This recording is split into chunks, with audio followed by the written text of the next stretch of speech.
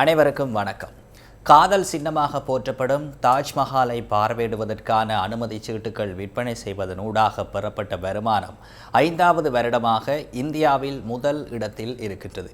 எத்தனை கோடி ரூபாய் வருடமொன்றில் ஈட்டப்பட்டுள்ளது என்பது தொடர்பிலும் அடுத்து என்ன சுற்றுலா தலங்கள் உள்ளது என்பது தொடர்பிலும் இன்று ஆராயலாம். நான் பூமிபாலன் கிரேஸ்மன். இந்திய மத்திய அரசாங்கத்தின் தொல்லியல் துறையின் கீழ் கட்டுப்பாட்டில் உள்ள சுற்றுலா தலங்களில் அனுமதி சீட்டு விற்பனை மூலம் கிடைத்த வருமானம் எவ்வளவு என்பது தொடர்பில் நேற்று மாநிலங்களவையில் கேள்வியொன்று எழுப்பப்பட்டிருந்தது.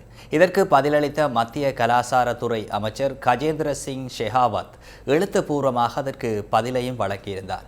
அதன்படி டிக்கெட் ஒன்றை விற்பனை செய்வதனூடாக அதிக வருமானத்தை ஈட்டியுள்ள சுற்றுலா தலங்களில் கடந்த 5 ஆண்டுகளாக ஆக்ராவில் உள்ள தாஜ்மஹால் முதலிடத்தில் உள்ளது. கடந்த 5 ஆண்டுகளில் டிக்கெட் விற்பனை மூலம் தாஜ்மஹால் 297 கோடி ரூபாவை இந்திய மதிப்பில் சம்பாதித்திருக்கிறதாக அவர் குறிப்பிட்டிருக்கின்றார். 2019 தொடக்கம் 2020 ஆண்டு வரை ஆக்ராவில் உள்ள ஆக்ரா கோட்டை 2வது இடத்தில் இருக்கின்றது.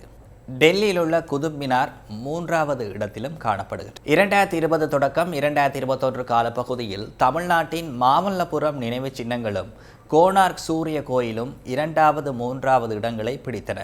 2023 தொடக்கம் 2024 ஆண்டில் டெல்லியின் குதுப் மினார் மற்றும் செங்கோட்டை 2வது மற்றும் 3வது இடங்களை பிடித்திருக்கின்றன. மற்றொரு பாரதம் தொடர்பிலான தகவல்களுடன் உங்களை சந்திக்கின்றேன். வணக்கம்.